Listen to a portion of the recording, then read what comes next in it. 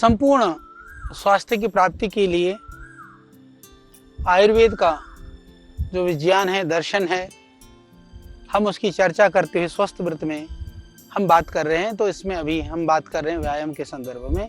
व्यायाम के लिए आयुर्वेद में कहा गया है कि जिस क्रिया से शरीर के अंदर में श्रम, थकावट उत्पन्न होती है, यानी आयास उत्पन्न हो, उसे व्यायाम कहते हैं। शरीर आयास जननम कर्म व्यायाम उच्यते, यानी कि शरीर के द्वारा जो थकान पैदा करने को या श्रम करने को, उसको व्यायाम कहा जाता है। ये अष्टांग संहिता में कहा है। तो व्यायाम से शरीर में दृढ़ता, यानी कि बल और स्थिरता की प्राप्ति होती है। व्यायाम करने से हम सब जानते हैं कि शरीर सुडौल होता है। व्यायाम करने से शरीर का बल बढ़ता है। व्यायाम करने से विविध तरह की बीमारियों से हमको उससे निवृत्ति होती है। इसीलिए व्यायाम को नित्य प्रति करने का कार्य माना गया है। व्यायाम प्रतिदिन करना चाहिए। जिस तरह से हम प्रतिदिन आहार करते हैं, प्रतिदिन बाकी कार्य करते हैं, उसी तरह से व्यायाम को भी प्रतिदिन करना चाहिए और इसको सब ऋतुओं में करना चाहिए। और व्यायाम के लिए कहा कि व्यायाम कितना करें, कहा कि अपने शक्ति के अनुसार करना चाहिए, यानी कि अति व्यायाम को भी हानिकारक माना गया है। व्यायाम न करना, व्यायामहीन जो लोग हैं वह भी ठीक नहीं है। अति व्यायाम करना भी उचित नहीं है। तो इसीलिए जितना शरीर का सामर्थ्य हो, जितनी शक्ति हो, उतना व्यायाम जरूर करना चाहिए। यानी कि हेमंत, शिशिर और वसंत ऋतु में कहा कि अपनी शक्ति से आधी शक्ति, यानी कि थोड़ा सा माथे और बगल में पसीना आ जाए तब तक करना चाहिए। पर ग्रीष्म में, वर्षा में और शरद में भी कुछ कम करना चाहिए, क्योंकि जो ग्रीष्म ऋतु है, वर्षा ऋतु है, आदि में वात का संचय और प्रकोप होता है। इसीलिए कहा थोड़ा सा व्यायाम कम करें। परंतु व्यायाम करने के बाद में सारे शरीर को धीरे धीरे पहले मालिश हम पहले ही कर चुके हैं। व्यायाम करने से स्वेद या इसकी जो है थोड़ी सी इसके अंदर पसीना निकलने लगता है, तो हल्का हल्का मालिश करना चाहिए, जिससे कि शरीर को कष्ट न पहुँचे। थोड़ा सा आप रिलैक्स होना चाहिए, यानी कि व्यायाम करने से उत्पन्न जो थकान है उसको दूर कर लेना चाहिए। तो ये जरूरी है। व्यायाम करते समय जब आप व्यायाम स्टार्ट करते हैं तो थोड़ा वार्म अप, यानी कि थोड़ी सी शरीर में थोड़ी सी उष्णता, थोड़ी सी गर्मी आए, उस तरह से करना चाहिए। एकदम सीधे से भारी व्यायाम या भारी एक्सरसाइज या दौड़ने भी जाते हैं तो आप एकदम तेजी से नहीं दौड़ें। धीरे धीरे जब शरीर में थोड़ी सी उष्णता हो तब इस तरह से करें। आपको थोड़ा आसन करना है, प्राणायाम करना है, तो भी शुरू में थोड़े सूक्ष्म व्यायाम करें। हाथ पैरों को मोड़े तोड़ें, हाथ पैरों को थोड़ा हिला लें, थोड़ा ऊपर नीचे करें, थोड़ा सा झुकें, सब करके तब फिर धीरे व्यायाम की गति को बढ़ाएं। तो ये व्यायाम करने की विधि है। जब तक शरीर के अंदर थोड़ी सी उष्णता, उष्मा और थोड़ा सा शरीर तैयार हो जाए तो फिर धीरे व्यायाम को बढ़ाएं। एकदम सीधे आक्रमण नहीं होना चाहिए, शरीर के प्रति एकदम झटका नहीं होना चाहिए। कई बार शरीर को नुकसान भी हो जाता है। तो इसीलिए व्यायाम की प्रशंसा तो बहुत की गई है। यदि बात करें आयुर्वेद के अनेक ग्रंथों में सब जगह पर लिखा है कि ये व्यायाम आरोग्य के लिए परम आवश्यक है। और इसीलिए वैज्ञानिक रीति से, जो वैज्ञानिकतापूर्ण जो ढंग है, उसलिए सर्वांगीण लाभकारी व्यायाम करना चाहिए। यदि सर्वांगीण लाभकारी की बात करते हैं तो मैं मानता हूं कि योगासन, प्राणायाम इससे अद्भुत और कुछ भी नहीं है। परंतु शरीर की मांसपेशियों के लिए, थोड़ी बलवान बनने के लिए, बाकी चीज़ों के लिए भी आप बाकी और भी थोड़े क्रियाएं कर सकते हैं। फिटनेस के लिए एक्सरसाइज कर सकते हैं, दौड़ सकते हैं, इन सब चीज़ों को भी कर सकते हैं। परंतु फिर भी हम आपसे निवेदन करना चाहेंगे, मांसपेशियों को बलवान बनाने के लिए और सर्वांगीण व्यायाम के लिए तो 30 मिनट कम से कम आप थोड़ा सा प्राणायाम, योगासन अवश्य करते रहिए, जिससे कि हमारे जो फेफड़े हैं, हृदय हैं, मस्तिष्क हैं, यानी कि ये सब पूरी तरह से स्वस्थ रहें, ऊर्जावान बने रहें। ये बहुत ज़रूरी है। व्यायाम के द्वारा ही, एक्सरसाइज के द्वारा ही, योगासन और प्राणायाम के द्वारा ही हम मोटापा, मधुमेह, कोलेस्ट्रॉल जैसी जो बीमारी है उनको ठीक कर सकेंगे। और श्वास की बीमारी है, दमा की बीमारी है, एलर्जी है, इस तरह के जो रोग हैं उनमें भी इससे बहुत ही लाभ होता है। तो इसलिए इससे क्या होता है, जो हमारे जो त्रिदोष हैं, जैसे हमने चर्चा की, आपको बताया, जो त्रिदोष है या जो सप्त धातुएं हैं या जो अग्नि है, उसका संतुलन रहता है और वो ठीक होने से पूरा आरोग्य मिलता है, उससे देह पूरा ठीक हो जाता है। इस तरह से व्यायाम की बहुत ही प्रशंसा की गई है और कहा कि ठीक मात्रा में ठीक ढंग से व्यायाम करने से क्या होता है बोला, मांसपेशियां दृढ़ बनती हैं, मांसपेशियां बिल्कुल ठीक रहती हैं। कोई चर्बी घट जाने से और पेट जो है सुंदर सुडौल छाती, उभरा मतलब कि सुंदर पतला पेट, उभरी छाती और जो है अलग से दिखाई देती है। और व्यायाम करने वाला व्यक्ति का शरीर अलग से दिखाई देता है। व्यायाम करने से जो है मालिश करने के बाद करने का विधान है।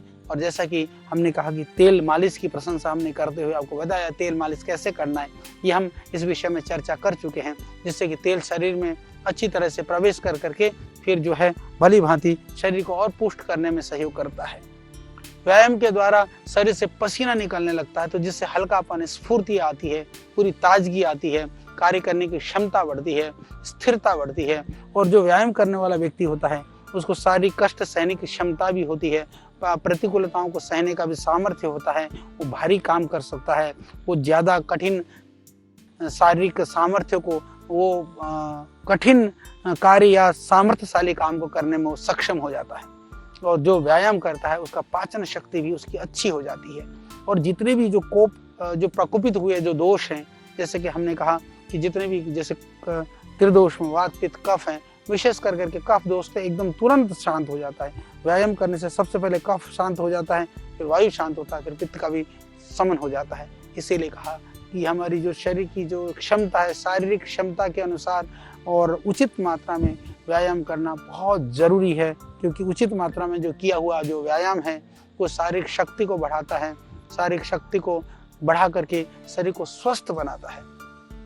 वास्तव में यदि उचित व्यायाम करें तो कार्य क्षमता बढ़ती ही बढ़ती है। इसीलिए अपनी कार्य क्षमता को बढ़ाने के लिए, अपनी शक्ति को बढ़ाने के लिए और व्यायाम करना जरूरी है। पर ध्यान रहे, व्यायाम के साथ में हमारे शास्त्रों में थोड़ी सी सावधानी की भी बात की गई है कि व्यायाम कितना करें। तो कहा कि ध्यान रहे, सावधान रहे, व्यायाम तो करना है पर शक्ति से अधिक जो है जबरदस्ती मत करना। अति सर्वत्र वर्जयत। व्यायाम बहुत अद्भुत चीज है, बहुत लाभकारी चीज है, पर शक्ति से अधिक नहीं। क्योंकि शक्ति से अधिक यदि आप व्यायाम करेंगे तो क्या होगा, बहुत ज्यादा प्यास लगेगी। कहा प्रतमक श्वास, गंभीर प्रकार की अलग तरह की दमा की बीमारी, खांसी, या बहुत ज्यादा व्यायाम करने से आप देखा होगा कभी कभी फीवर हो जाता है, शरीर में टूटन होने लगती है, दर्द होने लगता है और अलग अलग तरह के शरीर में से कभी कभी मांसपेशियां भी फट जाती हैं। इसलिए सावधानी की जरूरत है।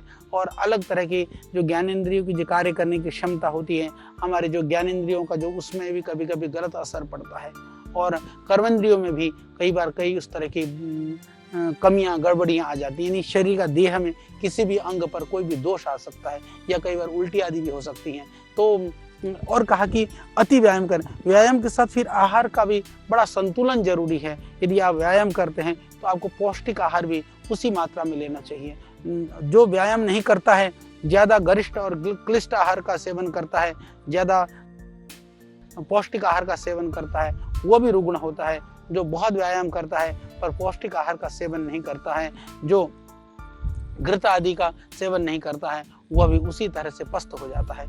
इसीलिए कहा कि जो अति व्यायाम करने वाला व्यक्ति उसी प्रकार से क्षीण और पस्त हो जाता है जिस प्रकार भारी हाथी को खींचने से शेर बहुत शक्तिशाली होता है पर वो हाथी का खींचने का काम नहीं कर सकता। इसलिए व्यायाम जरूर करो पर ऐसा मत करो कि शरीर उससे और भी रोगों से ग्रसित हो जाए। इसीलिए कहा कि अत्यधिक मात्रा में व्यायाम करने से क्या होता है, शरीर के जो ऊतक है उनको क्षति पहुंचती है। क्षति पहुंच करके विभिन्न स्थानों पर विविध तरह के विकार पैदा होने लगते हैं। इसलिए शक्ति से अधिक व्यायाम नहीं करना चाहिए। पर फिर व्यायाम किनको नहीं करना चाहिए, उनके लिए कहा कि जो बहुत ज्यादा रोगी हैं उनको वो प्राणायाम कर सकते हैं, योग कर सकते हैं। योग की क्रियाएं और प्राणायाम एक ऐसी क्रियाएं हैं जो रोगी भी कर सकता है, रोगी भी जो है रोगों से मुक्त हो सकता है। पर बाकी जो शारीरिक श्रम वाले व्यायाम हैं वो स्वस्थ व्यक्ति कर सकते हैं। रोगी लोग तो फिजियोथेरेपी कर सकते हैं, बस मशीन के द्वारा हाथ ऊपर नीचे कर लो। और प्राणायाम योगासन सब कर सकते हैं। जिसका जितना सामर्थ्य है आप उसी तरह से एक्सरसाइज कर सकते हैं। आपको अनुलोम विलोम करना है, मेरे भाई आपकी सर्जरी हुई है, क्रिटिकल कंडीशन में आप हैं, तो भी आप बैठ करके अनुलोम विलोम करेंगे तो सर्जरी से जो हीलिंग है वो जल्दी हो जाता है। इतना ही नहीं, यदि आपको बहुत भयानक आप किसी भी गंभीर रोग से ग्रसित हैं, बैठ करके आप भ्रामरी करेंगे, तो आप देखेंगे उससे ऊर्जा का संचार होता है, सकारात्मकता बढ़नी शुरू होती है, नकारात्मकता समाप्त होने लगती है, स्ट्रेस रिलीज होने लगता है। इसलिए यौगिक क्रियाएं, योगासन, प्राणायाम, ध्यान, विशेष कर करके जो सूक्ष्म क्रियाएं हैं प्राणायाम की, योग की, ध्यान की, उनको जरूर करना चाहिए। वो किसी के लिए निषेध नहीं है, वो सभी लोग कर सकते हैं। पर कठिन व्यायाम के लिए अयोग्य व्यक्ति कहा, जिसको वात पित्त के जो रोगी हैं, जो अधिक बीमार हैं, जो छोटे बच्चे हैं, जो ज़्यादा बुढ़े हैं, जिनको जो है भूख ज़्यादा पीड़ित है, जिसको भूख लग रही है, जिसका खाया हुआ पचा नहीं है, तो इसलिए कहा वात पित्तामयी बालो वृद्धो अजीर्णो च तम त्यजेत, यानी व्यायाम उन लोगों को नहीं करना चाहिए। इसी तरह से जो लोग बहुत अधिक यात्रा करके आए हैं, पैदल चल रहे हैं, बोझ उठाने से अधिक, जैसे कि जो बहुत ज़्यादा जो विषय वासनाओं में घिरे रहते हैं, जो संभोग आदि कर करके दुर्बल हो गए हैं, जो बहुत कामुक है, वासनाओं में घिरे हुए हैं, उन व्यक्तियों को भी व्यायाम के लिए निषेध किया गया है। जो बहुत ज़्यादा दुर्बल हो गया, जिसकी शारीरिक क्षमता, जिसका धातु क्षण हो गया हो, धातु क्षणता को दूर करने के लिए पहले तो सबसे पहले आप वासनाओं से बचिए, बहुत ज़्यादा विलासितता से बचो। बचने के बाद में पुष्टिकारक आहार का सेवन शुरू करो। सेवन शुरू करते हुए धीरे धीरे आप क्या करो, फिर आप जो है ना धीरे धीरे अपने व्यायाम शुरू कर दो, तो आप पुष्ट हो जाएंगे, आप बलवान हो जाएंगे। भयानक क्रोध है, शोक है, भय है, थकान हो, उस टाइम पर व्यायाम नहीं करना चाहिए। व्यायाम से वात पित्त की वृद्धि हो जाती है, इसीलिए वात पित्त पहले से ही बड़े होने पर आप, क्योंकि वायु और पित्त को व्यायाम बढ़ाता है, तो बच्चे भी, क्योंकि बहुत छोटे बच्चे होते हैं, उनको योगासन प्राणायाम आप करा सकते हैं। भारी भरकम व्यायाम आपको नहीं कराना चाहिए। इसलिए हम कह सकते हैं कि आप जो भारी व्यायाम है, दंड बैठक है, कुश्ती है, इस तरह का जो व्यायाम है वह स्वस्थ व्यक्ति को करना चाहिए। तो व्यायाम किसको करना चाहिए, किसको नहीं करना चाहिए, कितना करना चाहिए, इसकी जो विज्ञान है इसको मैंने समझाने का प्रयास किया। परंतु योगासन और प्राणायाम आप जरूर कर सकते हैं, करते रहिए। फिर इसके बाद में हम कहेंगे व्यायाम करने के बाद, जैसे कहा ना, व्यायाम के बाद हल्का हल्का मालिश करें, वो इसको बोलते हैं। मालिश के लिए आप थोड़ा सा सूखा भी मालिश कर सकते हैं यदि करना चाहें। तो व्यायाम के बाद में, जिसको उबटन बोलते हैं, उद्वर्तन आयुर्वेद में कहा जाता है, तो उसके लिए जो चूर्ण या कल्क मतलब जैसे लोशन वगैरह है या कोई चूर्ण वगैरह है, उसका धीरे धीरे इसको मालिश करना बहुत ही लाभकारी है। इसका भी प्राचीन काल से ही हमारे शास्त्रों में, आयुर्वेद में वर्णन है। और उबटन के लिए भी जो उद्वर्तन है, उसको भी कहा गया कि इसको स्नान से पहले ही हमको इसका प्रयोग करना लाभकारी माना गया है।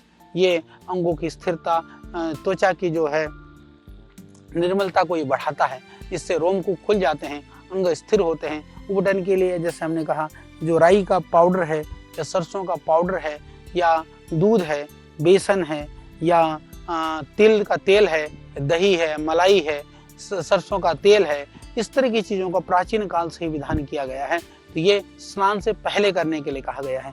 यदि आप तेल मालिश करते हैं तो तेल के बाद में उबटन करें, या फिर व्यायाम करते हैं तो व्यायाम के बाद उबटन करें। इसमें ध्यान रखिए, जो तेल मालिश है वो व्यायाम से पहले के लिए कहा गया है, उबटन व्यायाम आदि के बाद, निवृत्त होने के बाद करने के लिए कहा गया है। तो प्राचीन काल में स्नान से पहले शरीर पर पूरी आंवले की पिट्ठी मलने का भी चलन था।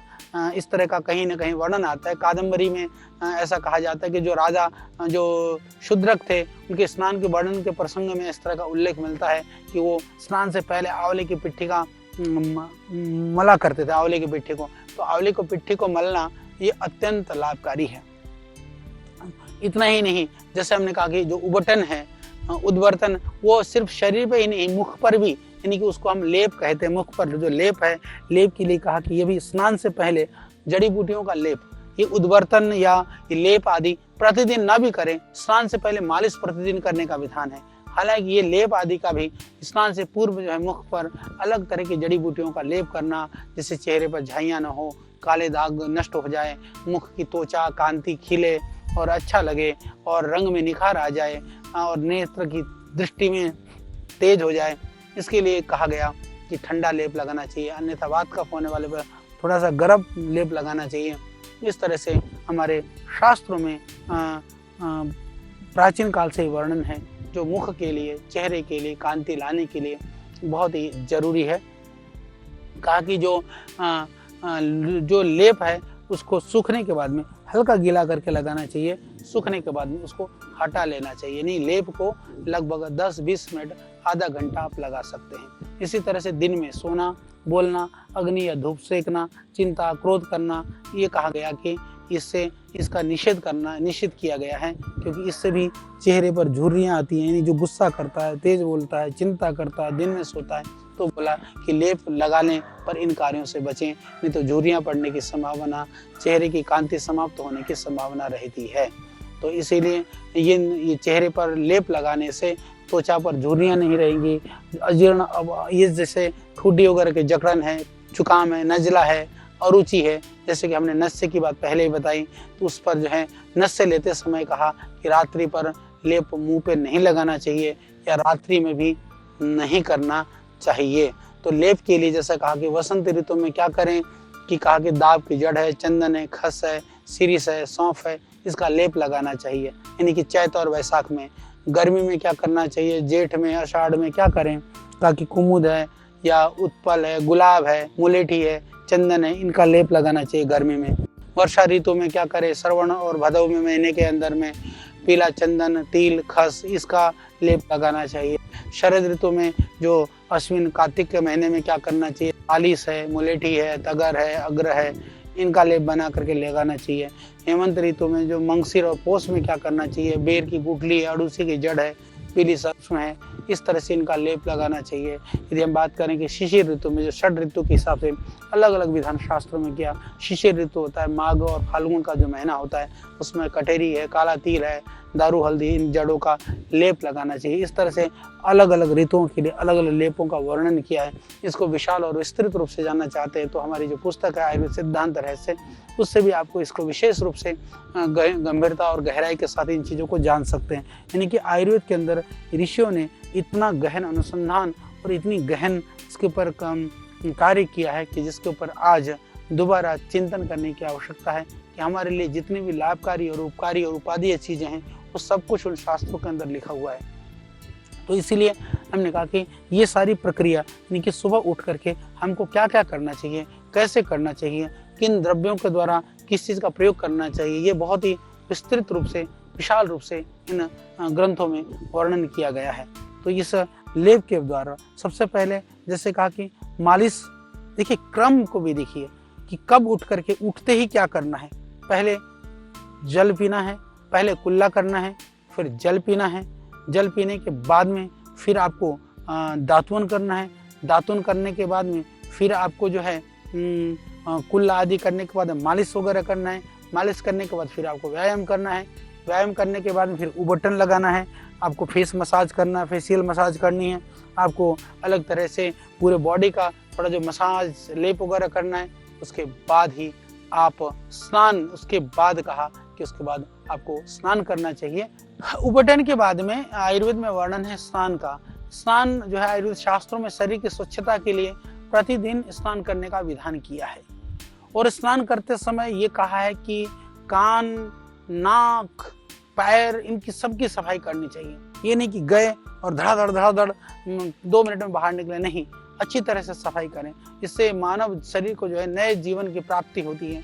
ताज़ा जल से स्नान करते समय जल की शीतलता से त्वचा की जो उष्णता है, जो पूरा शरीर के अंदर जो है उससे ऊष्मा की वृद्धि होती है, जिससे कि वो पूरा शरीर के अंदर जो पाचक अग्नि है उसको भी स्नान जो है बढ़ाता है। ये बड़ी बात है। और इसके साथ साथ में मन की प्रसन्नता भी बढ़ती है। इसलिए स्नान को आयु को बढ़ाने वाला कहा गया है, बल बुद्धि की वृद्धि करने वाला कहा गया है। थकावट, खुजली, गंध, पसीना, दुर्गंध, प्यास, जलन, इसको दूर करने वाला कहा गया है।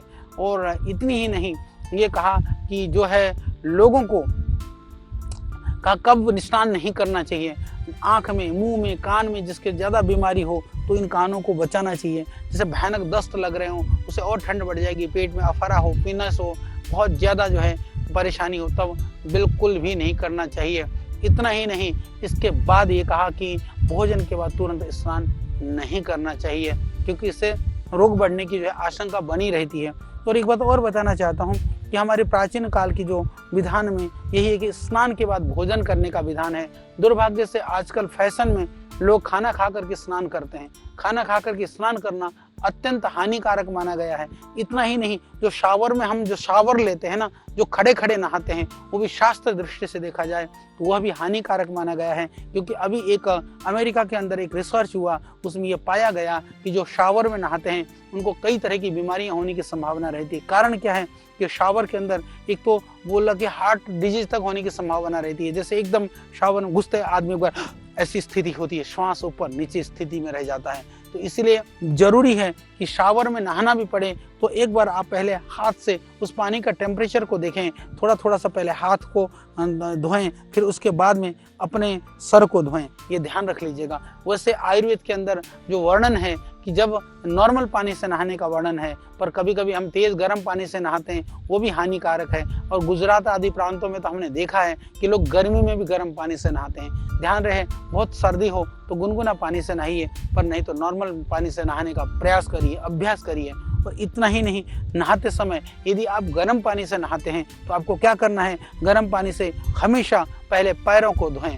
पैरों को गर्म पानी से स्नान करते समय पहले पैरों को धोना चाहिए। पहले पैर मग्गे से पानी डालिए। इसीलिए हमारे यहाँ, क्योंकि जब आप मग्गे से उठा करके पानी डालते हैं तो पहले टेम्परेचर का पता चलता है, पानी के टेम्परेचर का पता चलता है, जलने की संभावना भी नहीं रहती है और उसमें थोड़ा आनंद भी आता है। पर एकदम आप शावर में नहाते हैं न तो पानी का टेम्परेचर का पता चलता है, और कई बार जैसे मैंने कहा कि एकदम उससे कई रोगों की होने की संभावना भी होती है। मैं ये नहीं कह रहा हूँ, ये पाश्चात्य लोग कह रहे हैं जो बैठ करके नहाना नहीं जानते हैं, पर हम तो मग्गा और लोटे से नहाने वाले, तालाब में नहाने वाले लोग हैं। तो तालाब में नहाते समय भी, खुले में नहाते समय या आप बैठ करके घर में नहा रहे हैं, तो आप यदि आदत डालते हैं बैठ करके, पीढ़ा में बैठ करके और नीचे बैठ करके, स्टूल में बैठ करके, तब आप मग्गे से, बाल्टी से पानी लेकर के नहाने की आदत डालिए। यह आयुर्वेद की दृष्टि से उचित है। तो जैसे मैं आपको बता रहा था कि जब पानी यदि गर्म हो तो पहले आप पैरों को धोइए, अच्छी तरह से पैरों को धो करके धीरे धीरे फिर आप सर को स्नान करिए बाद में। यदि आप ठंडा पानी से स्नान कर रहे हैं, ठंडा पानी है, तो पहले आप धीरे से मग से पानी उठा के थोड़ा सा सर पे डालिए। सर पे डाल करके पहले थोड़ा सा सर को धोइए, सर को धोने के बाद में बाकी शरीर को धोइए। ये बहुत ज़रूरी है। इससे यदि गर्म पानी को पहले पैर में करते हैं तो जो गर्मी है एकदम सर पे नहीं चढ़ेगी। यदि ठंडा पानी एकदम आप सर पे धीरे धीरे करते हैं तो शरीर में एकदम ठंड नहीं बढ़ेगी। इससे बॉडी का टेम्परेचर ठीक रहेगा, बैलेंस रहेगा। शरीर को अपने शरीर के अनुसार जो बाहर के पानी के टेम्परेचर को अनुकूल करने में उसमें उसको एक अवकाश मिलेगा, एक फुर्सत मिलेगी शरीर को। तो ये एक छिपा हुआ रहस्य है, वैज्ञानिकता है। ये प्राचीन काल से ही हमारे ऋषियों ने, महर्षियों ने हमें बताया। तो आइए हम आदत डालें बैठ करके स्नान करने की, और जिस तरह से मैंने बताया उस तरह से स्नान करने की, क्योंकि ये पवित्र है और ये वृक्ष्य है, आयुष्य को देने वाला है, श्रम स्वेद को हरने वाला है। इसके लिए जरूरी है कि हम स्नान के द्वारा ओज, और ये ओजकर है, ये परम शक्तिशाली, बलशाली है, प्रसन्नता को देने वाला है। तो इसी क्रम में फिर हम आगे स्नान के बाद हम क्या करें, इसकी चर्चा फिर अभी हम करते रहेंगे निरंतर, क्रमशः इसी कड़ी में।